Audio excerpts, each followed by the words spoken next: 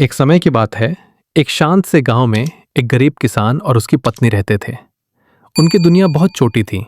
एक मिट्टी का घर, साधारण सी मुर्गी जिसे वे बहुत प्यार से पालते थे। किसान हर रोज सुबह उसे दाना डालता और उसकी हिफाजत ऐसे करता जैसे वह परिवार का एक हिस्सा हो। गरीबी के बीच वही मुर्गी उनके लिए उम्मीद की आखिरी किरण थी। एक दिन सुबह सुबह किसान हमेशा की तरह मुर्गी के घोंसले के पास गया।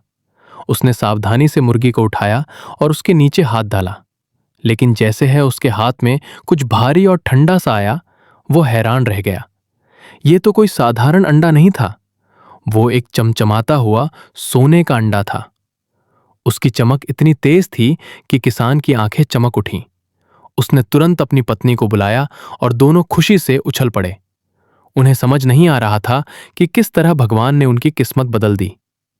अब हर दिन वही मुर्गी एक एक सोने का नया अंडा देने लगी।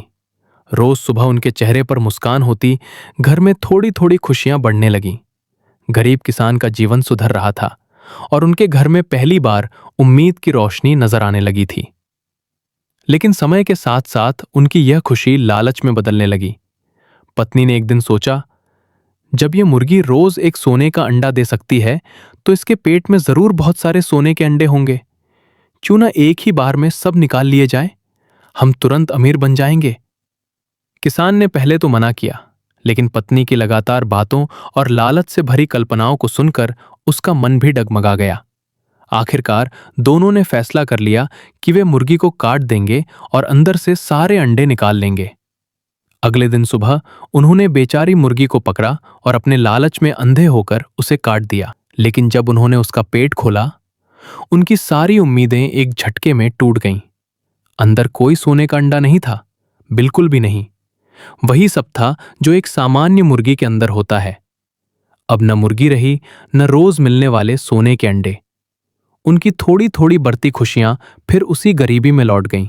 घर वही और जीवन फिर पहले जैसा कठिन। पति पत्नी दोनों बैठकर पछताते रहे। काश हमने लालच न किया होता, काश जो मिलता था उसी में संतोष कर लेते। इस कहानी से हमें सीख मिलती है कि लालच बुरी बला है। धीरे धीरे मिलने वाली चीजें भी बहुत कीमती होती हैं। लालच में आकर हम अक्सर अपना ही नुकसान कर बैठते हैं।